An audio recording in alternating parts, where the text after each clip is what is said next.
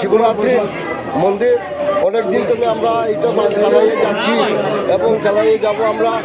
আমরা এখানে ধরেন লক্ষ্মীপুর, ফুলেরতল, পরে আপনার কয়লাপুর, গোবিন্দনগর, জিরিঘাট, এখান থেকে আমরা চাঁদা কালেকশন করি।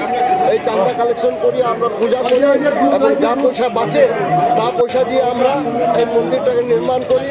এর মধ্যে আরও অনেক আছে, এমনকি জ্ঞাপন ভালো মানুষ আছে, এরা কিছু মদত করে, কেউ রড দেয়, কেউ সিমেন্ট দেয়, হ্যাঁ, আর কেউ ওই টাইসটাও দিয়েছে এই বছর কিরম দাম, হ্যাঁ, ফুলেরতলের মানুষ সে আসে টাইস নিয়েছে এবং ওই জেরিঘাটের মানুষ এরাও টিম কিছু মদত করেছে আমাদেরকে, সেই নিয়ে আমরা করছি।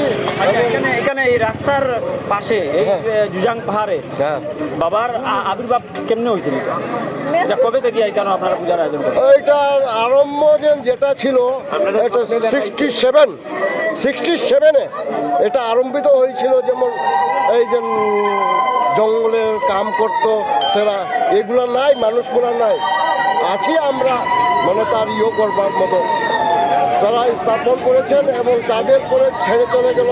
এরপরে গিরিপে করলো, গিরিপে করার পরে গিরিপে এরাও স্বপ্নে পাইছিল যে এখানে জাগৃত একটা আছে, হ্যাঁ, দেব আছে। এখন আমাদের এই যে আছে এখানে দয়াময়, সম্রা, সুজিত এবং আমি সুনীল মির্জা, এই আমরা চারজন এই কমিটিটা এখন চালাই যাচ্ছি এবং আরও যারা আছে এখানে আমাদের এখানে আমরা চলাচ্ছি মোটামুটি কমসে কম 10-12 বছর হচ্ছে। ভক্ত সমাগম কেমন হয়? ভক্ত সমাপন অনেক হয়, দিনের দিন বাড়তে থাকে এখানে, হ্যাঁ। আগে তো 10 জন 15 জনে করতো, এখন তো হাজার আসছে, যারাই শুনছে যে এখানে অনেক ভক্ত প্রতিদিন পূজা অর্চনা হয়। হ্যাঁ, পূজা অর্চনা হয়, প্রতিদিন হয়।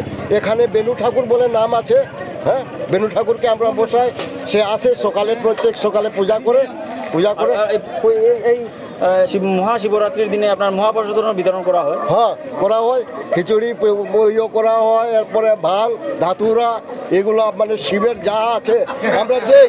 হ্যাঁ, আপনি খাবেন নাকি ভাং? মানে কটা পর্যন্ত চলে আপনার এই মহাপ্রসাদের? আমাদের এটা যত সময় পর্যন্ত চতুর্দশী থাকবে, হ্যাঁ, যত সময় পর্যন্ত চতুর্দশী থাকবে তত সময় পর্যন্ত আমরা এটা চালিয়ে যাব।